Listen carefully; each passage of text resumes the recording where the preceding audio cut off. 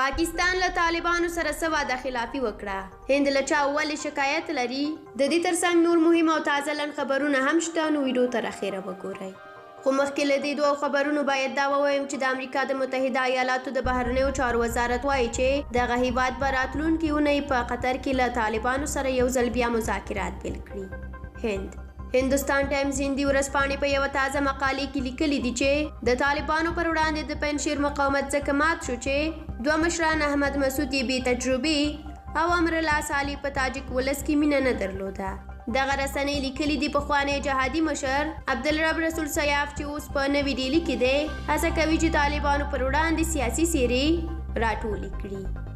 پاکستان هندي چارواکو ویلي له پراخو هڅو سره سره پاکستان اوس هم اجازه نه ورکوي چې د هند زرګونه ټنه غنم د پاکستان له خاورې تیر شي او افغانستان ته ورسول شي.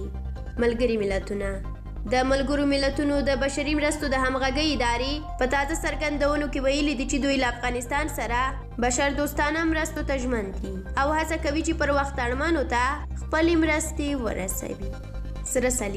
سره صلیب پر نړیوالو غږ کړی دی چې سیاسي مسایل دی د بشري خدماتو د رسولو په برخه کې د خنډ په توګه نه مطرح کوي او څومره ژر چې امکان ولري له دغه هیواد سره دی خپلو مرستو ته ادامه ورکړي. د بخښنې نړیوالې ادارې په یوه خپاره کړي راپور کې ویلي دي چې په افغانستان کې بشري او اقتصادي وضعیت خورا ترینګلی دی، نو له همدې امله د دې جدي اړتیا ده چې نړیواله ټولنه د افغانستان په څیر پر یوه بېوزله هیواد مالي فشارونه نور ختم کړي. او د پای خبر هم دا چې امریکایي سټار پیس نشرې په امریکا کې د افغان کډوالو له وضعیت راپور ورکړی دی. وایي چې زرګونه افغان کډوال دمګړۍ د امریکا په بیلابیلو نظامي اډو کې پراته دي او د خپل برخلیک په اړه اندېښنه لري. له تاسو ډېره زیاته مننه چې ویډیو مو ولیدله. زموږ یوټیوب چینل د نورو ویډیوګانو لپاره سبسکرایب کړئ. تر بیا ښه وخت ولرئ. د خدای په امان.